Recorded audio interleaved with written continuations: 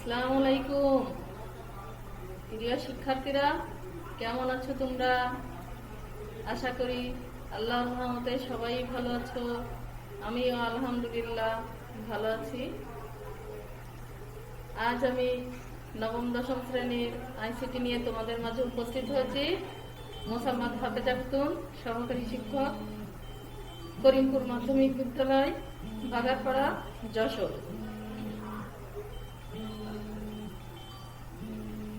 তো প্রিয় শিক্ষার্থীরা, তোমরা বই খাতা কলম নিয়ে মনোযোগ সহকারে ক্লাসটা উপভোগ করো। আমরা জানি যে আমরা তো বর্তমান সময়ে আমরা আইসিটির মাধ্যমেই কিন্তু আমরা আমাদের প্রতিনিয়ত আমাদের আইসিটি দিয়ে আমাদের জীবনের যাবতীয় কাজগুলো সম্পন্ন করছি। তো এই যে আইসিটি বিশ্বের অন্যান্য দেশের মতো বাংলাদেশেও কিন্তু সব ক্ষেত্রে আইসিটির প্রভাব লক্ষ্য করা যাচ্ছে। তো এই যে আইসিটির প্রভাব লক্ষ্য করা যাচ্ছে, এই প্রভাবটা কিন্তু কর্মক্ষেত্রেও দেখা যাচ্ছে। তো আজকে আমি যে বিষয়টা নিয়ে আলোচনা করব সেটা হচ্ছে বাংলাদেশের কর্মক্ষেত্রে আইসিটি। বাংলাদেশের কর্মক্ষেত্রে আইসিটি। প্রিয় শিক্ষার্থীরা, তাহলে আজকে আমাদের টপিক হচ্ছে প্রথম অধ্যায়ের বাংলাদেশের কর্মক্ষেত্রে আইসিটি।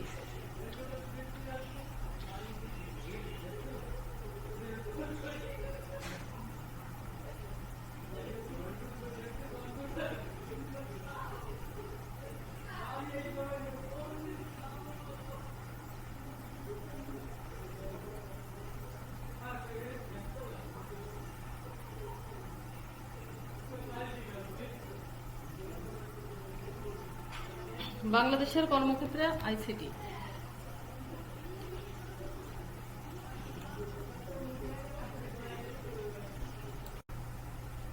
বিশ্বের অন্যান্য দেশের মতোই বাংলাদেশে কর্মক্ষেত্রে আইসিটির বহুমুখী প্রভাব লক্ষ্য করা যাচ্ছে। প্রথমত যখন কম্পিউটার আবিষ্কার হলো, তখন মানুষ ভাবতো যে কম্পিউটার দিয়ে যখন কাজ করবে তখন অনেকাংশই মানুষ বেকার হয়ে যাবে। আর কারণ অনেকজনের কাজ কম্পিউটারের দ্বারা সম্ভব হয়, কম সময়ের মধ্যে কম লোক লাগে, এরকম একটা ধারণা ছিল। এবং মানুষ ভাবতো যে অনেকেই বেকার হয়ে থাকবে। কিন্তু আমরা এখন দেখছি যে আসলে আইসিটি ব্যবহারের ফলে, আইসিটির বিকাশের ফলে কি হয়েছে, এর বিভিন্ন কর্মক্ষেত্র সৃষ্টি হয়ে গেছে অলরেডি। তো আমরা এই প্রভাব এবং পরিসর ক্রমাগত বৃদ্ধি পেতেও দেখছি। তাহলে এই যে আইসিটির কর্মক্ষেত্রে আইসিটির প্রভাব এবং পরিসর ক্রমাগত বেড়ে চলছে। কর্মক্ষেত্রে আইসিটি দুই ধরনের প্রভাব লক্ষ্য করা যায়।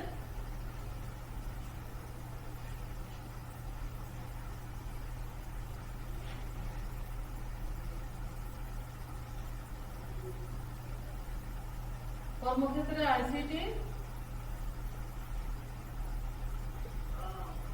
প্রভাব,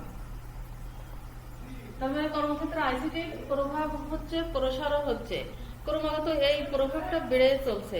তো দুই ধরনের প্রভাব লক্ষ্য করা যাচ্ছে। সেই দুই ধরনের প্রভাবটা কি, যে প্রথমত প্রচলিত ক্ষেত্রগুলোতে কি হচ্ছে, আইসিটির ব্যবহার, আইসিটির প্রয়োগের ফলে কি হচ্ছে, কর্মদক্ষতা বৃদ্ধি পাচ্ছে। তাহলে প্রচলিত কর্মক্ষেত্রগুলোতে প্রথমত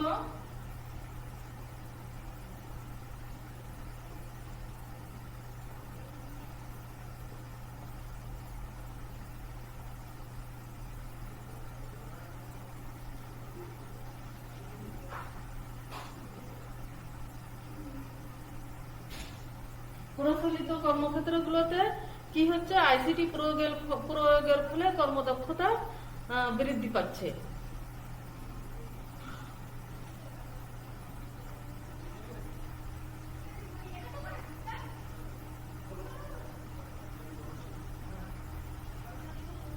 প্রয়োগের ফলে কর্মদক্ষতা বৃদ্ধি পাচ্ছে।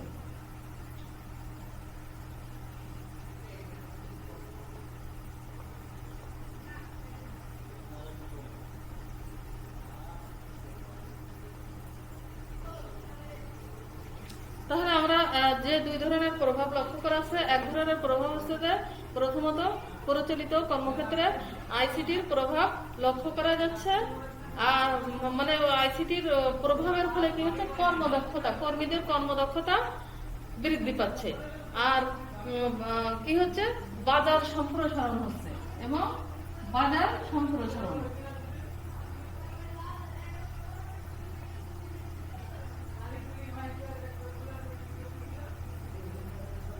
বাজার সম্প্রসারণ হচ্ছে। আবার অন্যদিকে কি হচ্ছে, যে আইসিটি নিজেই কিন্তু নতুন নতুন কর্মক্ষেত্র সৃষ্টি করছে। তাহলে দ্বিতীয়ত কি হচ্ছে, যে আইসিটি নিজেই নতুন নতুন কর্মক্ষেত্র সৃষ্টি করছে।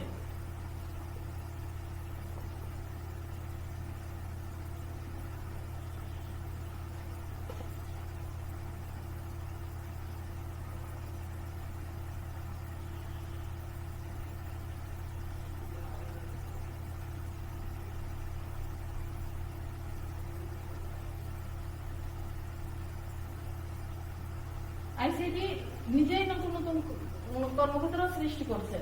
তাহলে আমরা আইসিটি ব্যবহারের কর্মক্ষেত্রে আইসিটি ব্যবহারের যে দুইটা প্রভাব আমরা দেখতে পেলাম, সেই দুইটা প্রভাব কি, যে প্রচলিত কর্মক্ষেত্রগুলোতে আইসিটির প্রয়োগের ফলে কর্মদক্ষতা বৃদ্ধি পাচ্ছে, কারণ আইসিটি ব্যবহার করতে করতে তারা দক্ষ হয়ে উঠছে।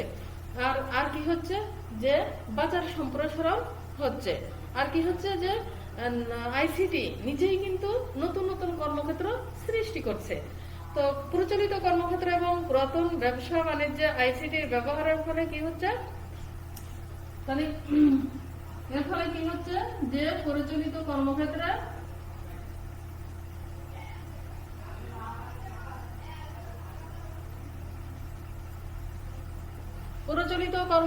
এবং কি হচ্ছে, যে পুরাতন ব্যবসা বাণিজ্যের আইসিটি ব্যবহারের ফলে, তারা পরিচালিত কর্মক্ষেত্র এবং পুরাতন ব্যবসা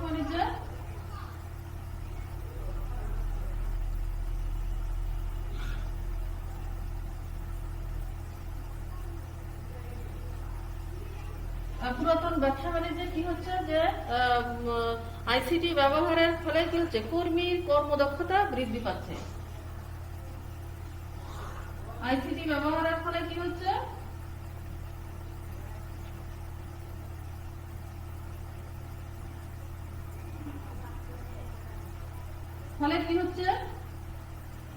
কর্মীর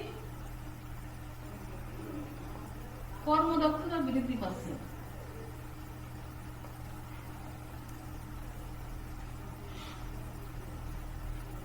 আর কি হচ্ছে, আর এই যে কর্মদক্ষতা বৃদ্ধি পাচ্ছে, তারপরে কি হচ্ছে, জবাবদিহিতা নিশ্চিত হচ্ছে এবং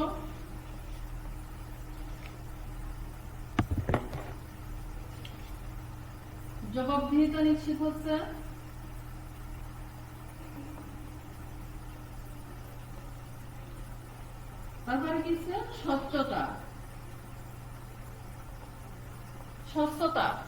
স্বচ্ছতা বেড়েছে। তাহলে এই যে প্রভাবের ফলে, এই যে আইসিটি ব্যবহারের ফলে কি হচ্ছে, ব্যবসা বাণিজ্য, নতুন নতুন ব্যবসা বাণিজ্য, প্রচলিত যে কর্মক্ষেত্রগুলো এখন হচ্ছে, নতুন যে ব্যবসা বাণিজ্য, সেখানে কি হচ্ছে, কর্মীর কর্মদক্ষতা বৃদ্ধি পাচ্ছে। আর কি হচ্ছে, যে জবাবদিহিতা নিশ্চিত হচ্ছে আর স্বচ্ছতা বাড়ছে। কর্মীর কর্মদক্ষতা কিভাবে বৃদ্ধি পাচ্ছে, আইসিটি ব্যবহারের ফলে। যে আইসিটি ব্যবহারে তারা প্রতিনিয়ত তাদের এই যে যুগের সাথে আইসিটির সাথে তাল মিলাতে গেলে, আইসিটি ব্যবহার করতে গেলে সেটা শিখতে হচ্ছে। আস্তে আস্তে তারা কি হচ্ছে, আইসিটি ব্যবহার করতে করতে তারা একসময় দক্ষ হয়ে উঠছে। আর এখানে জবাবদিহিতা নিশ্চিত হচ্ছে, তারপরে হচ্ছে কি, স্বচ্ছতাও বেড়েছে। আবার অন্যদিকে কি হয়েছে, সেবার মান উন্নত হয়েছে। আর অন্যদিকে কি হয়েছে, যে সেবার মান উন্নত হয়েছে।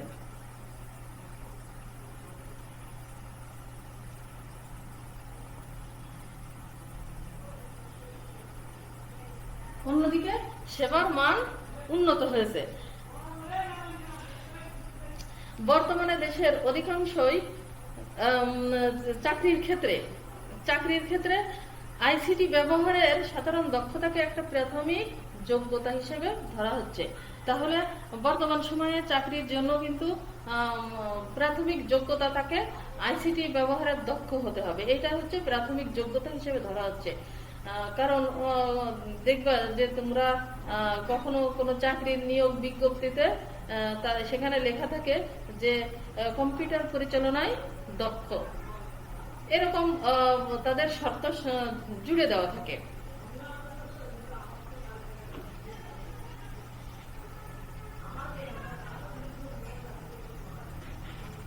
তাহলে কি হচ্ছে যে বর্তমান সময়ে বিভিন্ন কর্মক্ষেত্রে চাকরির জন্য প্রথম শর্ত হচ্ছে কি, প্রথম শর্ত হচ্ছে যে আইসিটি সাধারণ দক্ষতা হিসেবে ধরা হচ্ছে যে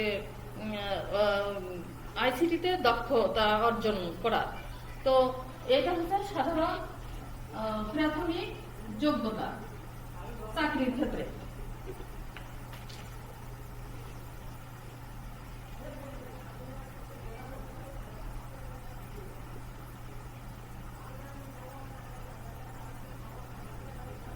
প্রাথমিক যোগ্যতা কোনটি ধরা হচ্ছে? আইসিটি ব্যবহারের দক্ষতা।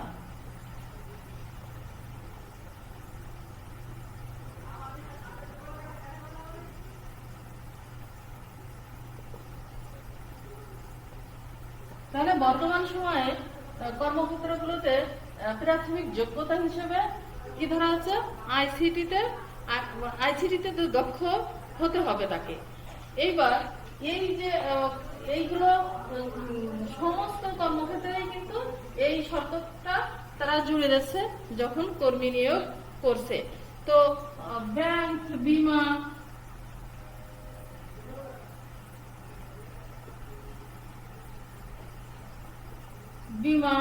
তারপরে বহুমুখী যে কোম্পানিগুলো আছে,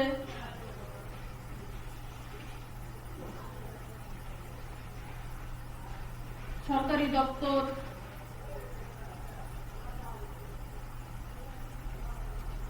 এই সব এবং বিভিন্ন যে কর্মক্ষেত্রগুলো আছে আমাদের দেশে, সেই কর্মক্ষেত্রগুলোতে কি হচ্ছে যে তারা প্রাথমিক যোগ্যতা হিসেবে আইসিটিতে দক্ষতা থাকতে হবে। এটা কেন থাকতে হবে? কারণ আইসিটিতে দক্ষতা অর্জন করা না থাকলে সে চাকরির ক্ষেত্রে যে আইসিটি ব্যবহার সে করতে পারবে না। এই কারণেই আইসিটিতে প্রাথমিক যোগ্যতা চাকরির ক্ষেত্রে প্রাথমিক যোগ্যতা হিসেবে ধরা হচ্ছে যে আইসিটিতে তার দক্ষতা থাকতে হবে। কেন থাকতে হবে? কারণ সেখানে ওয়ার্ড প্রসেসর থেকে শুরু করে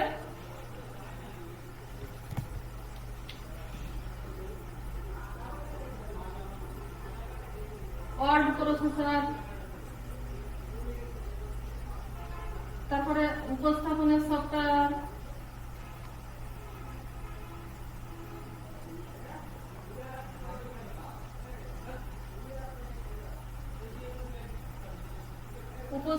সফটওয়্যার, তারপরে ইমেইল,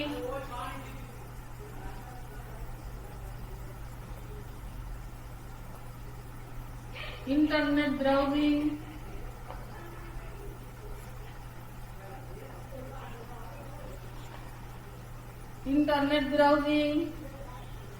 তারপরে হচ্ছে কি যে নানান ধরনের বিশ্লেষণী সফটওয়্যার নিয়ে তাদেরকে কাজ করতে হচ্ছে। এই কারণেই দক্ষ হতে হয়। এই কারণে আইসিটিতে দক্ষ না হলে এই কাজগুলো করতে পারবে না। তারপরে আছে কি যে নানান রকম বিশেষায়িত যে সফটওয়্যার গুলো আছে। কারণ মনে করো যে একটা হসপিটাল পরিচালনা করার জন্য হসপিটালের প্রয়োজন অনুযায়ী সফটওয়্যার তৈরি করা হচ্ছে। একটা ব্যাংক চালানোর জন্য ব্যাংকের প্রয়োজন অনুযায়ী একটা সফটওয়্যার তৈরি করা হচ্ছে। আর সেই সফটওয়্যারগুলো পরিচালনা করার জন্য অবশ্যই সেই ব্যাংক কিংবা হসপিটালের কর্মীদেরকে দক্ষ হতে হচ্ছে। তাহলে কি হচ্ছে যে আরো কি হচ্ছে যে তাদের কি কি পরিচালনা হতে হয়? ইন্টারনেট ব্রাউজিং, তারপরে সফটওয়্যার পরিচালনা,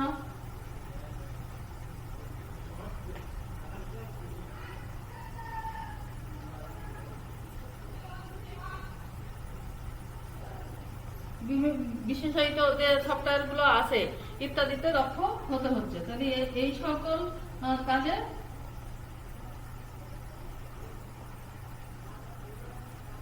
দক্ষতা থাকতে হচ্ছে।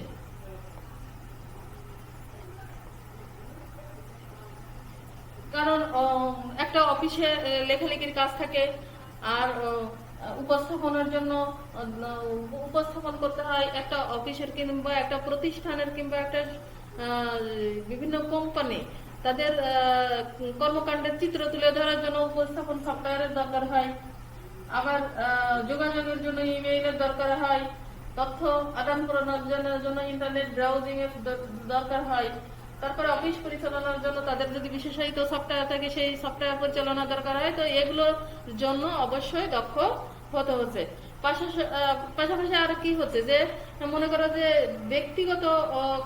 ব্যক্তিগত না প্রাতিষ্ঠানিক কোনো সফটওয়্যার, মানে প্রতিষ্ঠান পরিচালনার সুবিধার্থে যে সফটওয়্যার গুলো মূলত তারা তৈরি করে, সেই বিশেষায়িত সফটওয়্যার ব্যবহারেও পারদর্শিতা থাকতে হচ্ছে। তাহলে এই যে কর্মক্ষেত্রে নিজেকে খাপ খাইয়ে নেওয়ার জন্য কি করতে হয়, যে এই সকল কর্মকাণ্ডগুলো তাদেরকে চালিয়ে যেতে হয়। তো এই কাজগুলো চালিয়ে যাওয়ার জন্য অবশ্যই নিজেকে দক্ষ করে তুলতে হয়।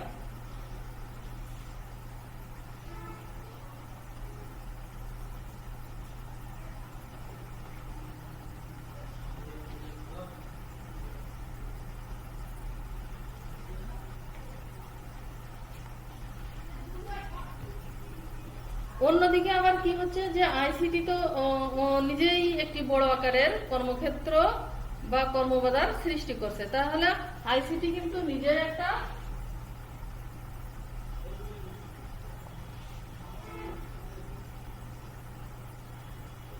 আইসিটি কি করেছে, নিজেই কর্মবাজার সৃষ্টি করছে।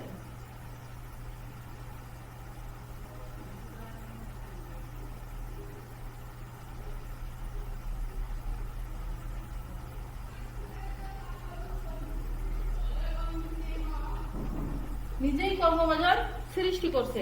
এই আইসিটিটা কিভাবে কর্মবাজার সৃষ্টি করছে? কারণ এই আইসিটি হচ্ছে কতগুলো ডিভাইস।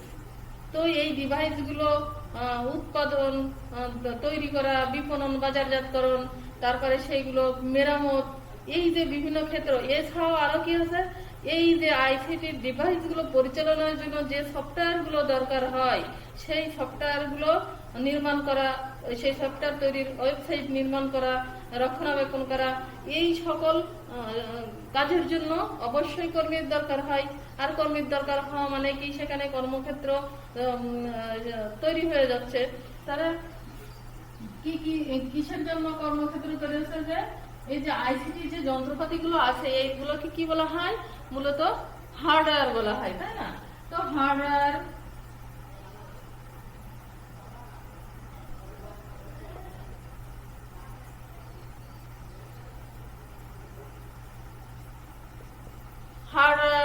তারপরে সফটওয়্যার থেকে শুরু করে ওয়েবসাইট নির্মাণ, হ্যাঁ,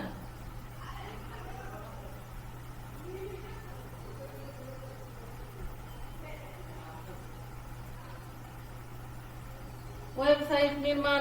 আরো কি হচ্ছে যে এগুলো রক্ষণাবেক্ষণ করার জন্য কি হচ্ছে, নতুন কর্মীদের জন্য নতুন কর্মীর দরকার হচ্ছে। রক্ষণাবেক্ষণ,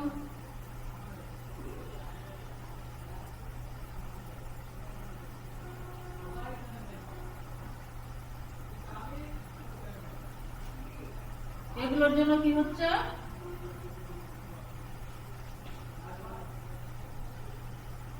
নতুন নতুন কর্মবাজার সৃষ্টি হচ্ছে। নতুন নতুন কর্মবাজার সৃষ্টি হচ্ছে। তাহলে আমরা দেখছি যে আইসিটি কিন্তু নিজেই কি হচ্ছে, যে নিজেই কিন্তু কর্মবাজার তৈরি করে ফেলছে। কারণ আইসিটি যখন মানুষ ব্যবহার করবে, এই ব্যবহারের জন্য মানুষের কাছে পৌঁছে দেওয়ার জন্য সেটাকে তৈরি করতে হবে, রক্ষণাবেক্ষণ করতে হবে। এর জন্য কর্মীদের জন্য নতুন নতুন কর্মক্ষেত্র সৃষ্টি হচ্ছে। এইটা শুধু আমাদের দেশে নয়, এটা শুধু আমাদের দেশে নয়, কারণ আইসিটিতে দক্ষ কর্মীরা দেশের বাইরেও কোনো প্রতিষ্ঠানে অথবা স্বতন্ত্রভাবে কাজ করতে পারছে। আমরা দেখতে পাচ্ছি যে বর্তমান সময়ে এই কাজের একটি বড় অংশ দেশে বসেই কিন্তু সম্পন্ন হচ্ছে। তোমরা অবশ্যই মনে হয় সেটা বুঝতে পারবা যে আমরা পূর্বের ক্লাসে আমরা পড়ে এসেছি যে আসলে ঘরে বসে থেকে আমরা বাইরের দেশে কাজ করতে পারি, বিভিন্ন রকমের কাজ করতে পারি, সেটাকে কি বলা হয়? আউটসোর্সিং। তাহলে শুধু এইভাবে যে কর্মক্ষেত্র তৈরি হচ্ছে সেটাও ঠিক আছে, আবার ঘরে বসে থেকে দেশের বাইরে আমাদের দেশে যে কর্মক্ষেত্র তৈরি হচ্ছে, এছাড়াও দেশের বাইরে ঘরে বসে থেকেও কাজ করার একটা সুবিধা আছে, সেটা কি? আউটসোর্সিং করে।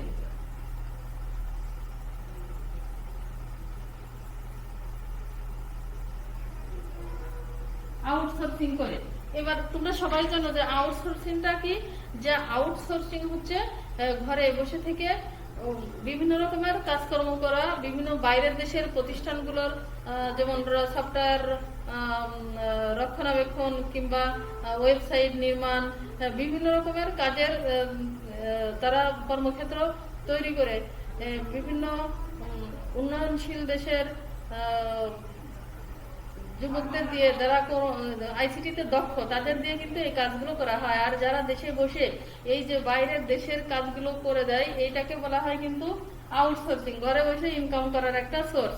তো এগুলো কিসের জন্য হয়েছে? আইসিটির কারণে হয়েছে। তো আইসিটিতে মানে আউটসোর্সিং করে এখন কিন্তু আমাদের বাংলাদেশের অনেক মূল্যবান বৈদেশিক মুদ্রা অর্জন করা হচ্ছে, মানে অর্জন হচ্ছে অলরেডি। অনেকেই কিন্তু এখন ঘরে বসে থেকেই তারা এই আউটসোর্সিং এর কাজটা করে নিজেদের জীবিকা নির্বাহ করছে। এতে করে কি হচ্ছে? আমাদের বৈদেশিক মুদ্রাটা অর্জন করা সম্ভব হচ্ছে। তো আমরা তো জানলাম যে কর্মক্ষেত্রে, বাংলাদেশের কর্মক্ষেত্রে আইসিটির ব্যবহার। তো আইসিটির ব্যবহার, আইসিটি তো কি হয়েছে যে বাংলাদেশের কর্মক্ষেত্রে পরিচালিত কর্মক্ষেত্র, পুরাতন যে কর্মক্ষেত্রগুলো ছিল সেখানে আইসিটির ব্যবহারও হয়েছে। আর এই ব্যবহারের ফলে কি হয়েছে? জবাবদিহিতা নিশ্চিত হয়েছে, কর্মীদের কর্মদক্ষতা বৃদ্ধি পেয়েছে, আর হচ্ছে কি কাজের স্বচ্ছতা বৃদ্ধি পেয়েছে। আর বর্তমানে দেশের অধিকাংশ চাকরির ক্ষেত্রে কি হয়েছে? বড় যোগ্যতা হিসেবে ধরা হচ্ছে, মানে একদম প্রাথমিক যে যোগ্যতা থাকতে হবে তাকে অবশ্যই সেই যোগ্যতাটা, সেটা হচ্ছে কি এই আইসিটিতে দক্ষতা থাকতে হবে। কেন থাকতে হবে? কারণ একটা প্রতিষ্ঠানে বিভিন্ন রকমের কাজ করতে হয়, যেমন লেখালেখির কাজ। একটা প্রতিষ্ঠানে তাদের সার্বিক বিষয় উপস্থাপন করে তুলে ধরার জন্য, জনগণের সামনে কিংবা অন্য কোনো প্রতিষ্ঠানের সামনে তুলে ধরার জন্য উপস্থাপন সফটওয়্যারের দরকার হয়। তারপরে চিঠি আদান প্রদান, তথ্যের আদান প্রদান, ইমেইল করার দরকার হয়, তথ্য গ্রহণ করা কিংবা কোনো তথ্য জন্য এইসব কাজ করার জন্য কি হয়? ইন্টারনেট ব্রাউজিং করার দরকার হয়। তারপরে হচ্ছে কি যে বিভিন্ন রকমের সফটওয়্যারে তাদেরকে বিশ্লেষণী, নানান ধরনের বিশ্লেষণী সফটওয়্যার থাকে, সেগুলোতে দক্ষ হতে হয়। আরো কি হয় যে কিছু কিছু প্রতিষ্ঠান আছে, সেই প্রতিষ্ঠানগুলোতে কি হয় যে তাদের যে পরিচালনা, তাদের নিজেদের প্রতিষ্ঠান পরিচালনা করার জন্য যে বিশেষায়িত সফটওয়্যার গুলো আছে, সেই সফটওয়্যার গুলো পরিচালনায় দক্ষতা অর্জন করতে হয়। যেমন আছে কি যে মনে করো যে একটা হসপিটাল, এই হসপিটাল পরিচালনার জন্য কি হয়? বিশেষায়িত সফটওয়্যার। তার মানে কি তাদের প্রয়োজন অনুযায়ী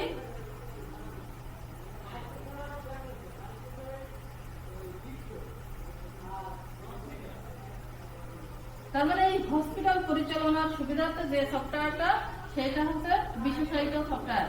আবার ব্যাংক, এর জন্য বিশেষায়িত সফটওয়্যার আছে। এই সকল সফটওয়্যার গুলো পরিচালনা করার জন্য, এই ব্যবহারের জন্য পারদর্শিতা অর্জন করতে হয়। এই ছিল আমাদের আজকের আলোচ্য বিষয়। তো প্রিয় শিক্ষার্থীরা, তোমরা বুঝতে পেরেছ যে বাংলাদেশের কর্মক্ষেত্রে আইসিটি কিভাবে প্রভাব ফেলেছে। আমরা দেখলাম যে কর্মক্ষেত্র, নতুন নতুন কর্মক্ষেত্র তৈরি হয়েছে, আবার পুরাতন কর্মক্ষেত্রে আইসিটি ব্যবহারের ফলে কর্মীর কর্মদক্ষতা বৃদ্ধি পেয়েছে, জবাবদিহিতা নিশ্চিত হয়েছে, স্বচ্ছতা হয়েছে, আবার আইসিটি নিজেই কর্মবাজার তৈরি করেছে। এতে করে কি হয়েছে? এতে করে কর্মীদের কর্মদক্ষতা বৃদ্ধি পেয়েছে এবং অনেক কর্মসংস্থানের সুযোগও সৃষ্টি হয়েছে। তো বন্ধুরা, এই ছিল আমাদের আজকের আলোচ্য বিষয়। তো তোমরা একটা ছোট বাড়ি কাজ দেব তোমাদের জন্য।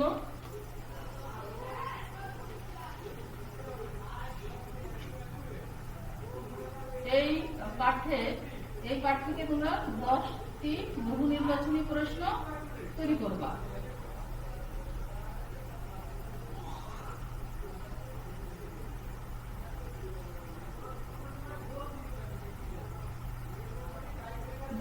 বহু নির্বাচনী প্রশ্ন তৈরি করবা। তো বন্ধুরা, বাড়ির কাজগুলো তোমরা যথারীতি করবা মনোযোগ সহকারে।